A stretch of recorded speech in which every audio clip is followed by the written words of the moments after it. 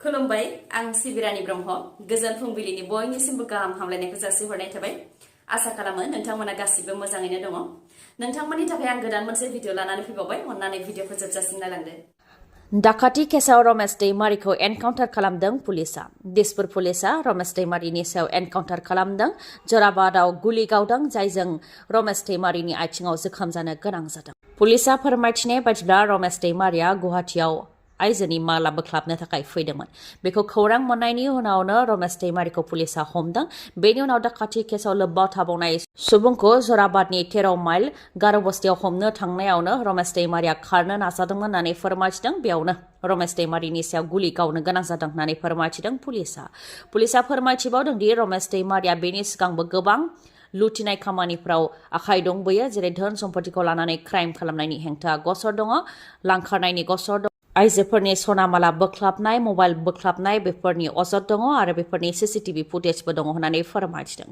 रमेश दैमारिया मुंदांखा डाकाति बगाजोंबो एखेलगेयैनो खामानि मावदोंमोन बा ज'ज'यैनो खामानि मावबोनायबो होननानै फोरमायथिदों पुलिस प्रशासननि गोख्रों नोजोर होनायाव फेलें हेन्डकाफ गाननाय दायनिगिरिखौ जोबथेसालिनिफ्राय बिजिरसालिसिम लांलाय लाबोलाय खालामनायाव नोजोर होनायाव फेलें जादों पुलिस प्रशासना हाजो ड्राग्स केसाव हमजानाय आकबर आलिया थांनाय 1 बोसोरनिफ्रायनो गुवाहाटी सेन्ट्रेल जेलाव दंमोन नाथाय आमिनगाव जिल्ला कर्टआव हाजिर खालामनो थाखाय लाबोनाय जादोंमोन आकबर आलिखौ आखायाव हेन्डकाफ गानहोनानै आमिनगाव रिजार्भ एस्कर्टआ लानानै फैदोंमोन नाथाय जोबथेसालिनिफ्राय कर्टसिम लांलाय लाबोलाय खालामनाय समावनो ड्राग्स हमनो हादों आकबर आलिनिफ्राय जायखौ पुलिस प्रशासना जेबोखौनो थट गैया गुवाहाटी सेन्ट्रेल जेलाव सोफिननायनि सिगां गेटआव सिग्रोमनायावसो आकबर आलिनि जुटानिफ्राय आरो बेल्टनिफ्राय ड्राग्सखौ हमनो हादों मोन 33 कन्टेनार मोननो हादों फोरमायथिनाय बादिब्ला आकबर आलिया थांनाय समाव सेन्डेल गानलांदोंमोन नाथाय फैफिननाय समाव जुथा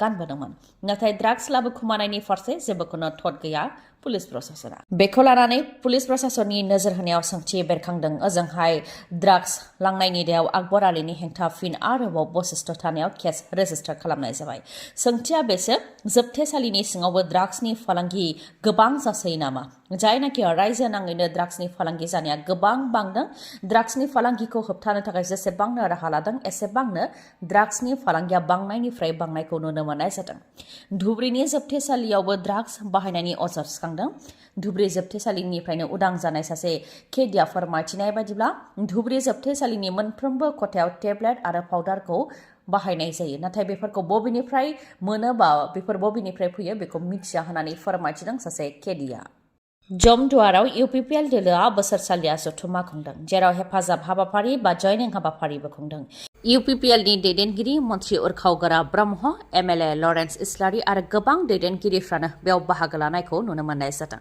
लोगोसे रोजा रोजा सुबुंफ्राबो बे हाबाफारियाव बाहागो लादों होननानै फोरमायथिदों मन्त्रि उरखावगोरा ब्रह्मआ थांनाय BTC बिसायख'थियाव जमदुवार बियाबाव UPPLआ जेनदोंमोन नाथाय एबार देरहागोन होननानैबो दाबि खालामदों मन्त्रि उरखावगोरा ब्रह्म बिथाङा BPFनि गोख्रों दैदेनगिरि खाम्फा बरगयारिया BJP दोलाव हाबनो हासिगौ होननानै खौराङाव गोसारनायनि सायावबो बिबुंथि होदों बिथाङा सोरबा बबेबा दोलाव थाङोब्ला बेखौ बुंनांगौ लागा जेबो गैया बियो बिथांनि मोन्थाय नाथाय माखासे सुबुंफोर जायफोर हारिनि आन्दोलनखौ दैदेनबोदोंमोन बिथांमोनहा बारा दोलो सोलाय सोल' खालामाब्ला गाहाम मानोना बिथांमोनजों जारिमिन सोमोन्दो दं बेनिखायनो हारिनि थाखाय खालामनाय आन्दोलननि जारिमिनखौ रैखाथि खालामनाया मोजां होननानै बिबुंथि होयो उरखावगोरा ब्रह्म बिथाङा मख'नो गोनांदि गसाइगाव महकुमानि सिङाव थानाय खासियाबारि आर'नाइ गेवलां गेलेग्रा फोथाराव जमदुवार ब्लक UPPLनि बानजायनायाव सानसेनि मेहेरगोनां हाबाफारिजों बोसोरसालिया जथुम्माखौ खुंनाय जादोंमोन लोगोसे जयनिं हाबाफारिबो खुंदों मैयानि सानाव गुबुन गुबुन राजखान्थि दोलोनिफ्राय प्राय 4,000सो सुबुंफोरा फैनानै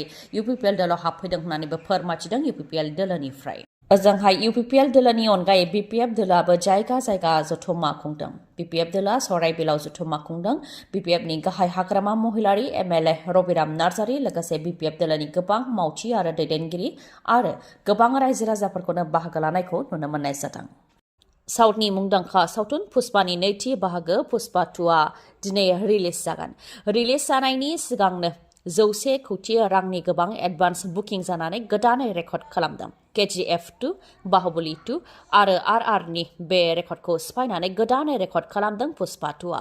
100 कौटि रांनि मादाव 30 कौटिनि गोबाङानो भारतनि बायजोआव आरो 70 कौटिनि गोबाङा भारताव बुकिं जादों।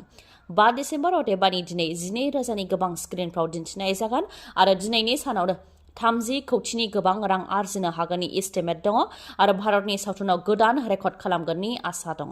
जाय सावथुनाव फाव खालामदों एक्टर अल्लू अर्जुन आरो एक्ट्रेस रश्मिका मान्दानाया। पुष्पा सावथुना जेब्ला रिलिज जादोंमोन बै समावबो गोबां सुबुंफोरनिफ्रायनो अनसायनाय मोन्दोंमोन पुष्पा सावथुना। बेनि उनाव पुष्पा 2 सावथुना दा ओंखारबाय। बे सावथुनावबो गोबां आसा दङ। रायजो राजाफ्रा आरो गोबां सुबुंफोरानो पुष्पा 2 नायनो थाखाय गोलाव समनिफ्रायनो नेनानै दंखायोमोन। बेनिखायनो रायजो राजानिफ्राय गोबां अनसायनाय मोननो हागोनखौ आसा खालामनो हायो। कर'ना भाइरासनिफ्रायबो गिख्रंथावसिन बेरामा गोसारदों गुबुन गुबुन हादराव। मार्बार्ग ब्लिडिं आइ भाइरासआ गोसारदों होननानै रिपर्टआव मोननाय जादों आरो सुबुंनिफ्राय सुबुं बे भाइरासआ गोसारो। थैनायनि जौखोन्दोआ 50% होननानैबो रिपर्टआव मोननाय जादों। लोगोसेनो सुबुंनि देहायाव भाइरास जानायनि साननैनिफ्राय लानानै 21 साननि उनाव बिनि लैखोनफोरा नुजाथियो। लैखोनफोरा जाहैबाय गोबां लोमजानाय, गोजांनाय, खर' सानाय, मोदोम सानाय आरो लोरबां जानाय। बेनिख्रुइ बांसिन जाबावोबा गोबानाय, खिनाय, मोदोम सानाय, मोदोमाव गोजा गाब जानाय, मेगननिफ्राय थै गनाय बायदि जायो होननानै फोरमायथिदों आरो गाज्रिथार थासारियाव सौहैयोब्ला मेगननिफ्राय थै गनायजों लोगोसे गन्थंजों थै गयो आरो खिनाय गोबानायजोंबो थै गयो होननानै फोरमायथिदों। गुबुन गुबुन हादराव बे भाइरासनि गाग्लोबनायजों गोबां सुबुङानो दासिम जिउ खोमानो गोनां जाबाय आरो बे भाइरासजों गाग्लोबजानाय सुबुंफोरनि थैनायनि गरा 50% होननानैबो रिपर्टआव मोननाय जादों। बर' हारिया ओनसोलारि राजखान्थि दोलोफ्राव थानानै सोरबा दैदेनगिरिया जुदि BTCनि चिफ जानो सानदोंब्ला बे समाव बेयो जाथावना नङा। बे गोख्रों बिबुंथिखौ होदों BJPनि मन्थ्रि रन्जित दासआ। मख'नो गोनांदि 2025 मायथाइयाव BTC बिसायख'थि जागोन। नाथाय बिसायख'थिया मा महर लागोन बेखौ दानो जेबो बुंनो हाया। बेखौबो साननो गोनां बर'फोरनि गोलाव सम सोमावसारनाय आरो जिउ बाउसोमनायनि गेजेरजों मोननाय BTC बा बिटिआरआ गुबुननि आखायाव थाङोब्ला मा जागोन। मन्थ्रि रन्जित दासआ बुंथिदों दि BJP दोलोनिफ्राय बर' सुबुङा चिफ जानो लुबैयोब्ला गिबियाव बर' हारिया BJPआव हाबनो नांगोन। बेनि उनावसो चिफ जानायनि सिमां नुनाया गाहाम जागोन। मानोना बर' हारिया ओनसोलारि राजखान्थि दोलोफ्राव थानानै सोरबा दैदेनगिरिया BTCनि चिफ जानो सानोब्ला बे समाव जाथावना नङा होननानै बुंथियो रन्जित दासआ। जायनाखि BJPनिफ्राय बिस्वजित दैमारिखौ BTCनि चिफ जागोन आरो खाम्फा बरगयारिया डिपुटि चिफ जागोन होननानै समाज बिजोङाव सावरायदों। बेनि सायावबो खुगा बेखेवदों मन्थ्रि रन्जित दासआ। बिथाङा बुंथिदों दि बेनि सायाव जेबो सावरायनाय जायाखै आरो बेयो BJPनि अफिसियेल स्टेटमेन्टबो नङा। बर' हारिनि सोमावसारनायनि गेजेरजों BTC बा बिटिआरआ दाजादों। बेनिखायनो BTC बा बिटिआर दानायाव बर' रायजो राजाफोरनि थोजासे बाउसोमनाय दङ। जुदि गासैबो बर' हारिया UPPL बा BPFआव थायालासे BJPआव मदद होयोब्ला जों लानो नांगोन होननानै बुंथियो आरो BTCखौ सासन खालामनाया गेदेर खोथा नङा होननानैबो बुंथियो बिथाङा। गोबां खेब सावरायनायनि उनाव महाराष्ट्रआव दिनै BJP, शिवसेना आरो NCP राजखान्थि दोलोआ जथायै सोरखार दासिगोन।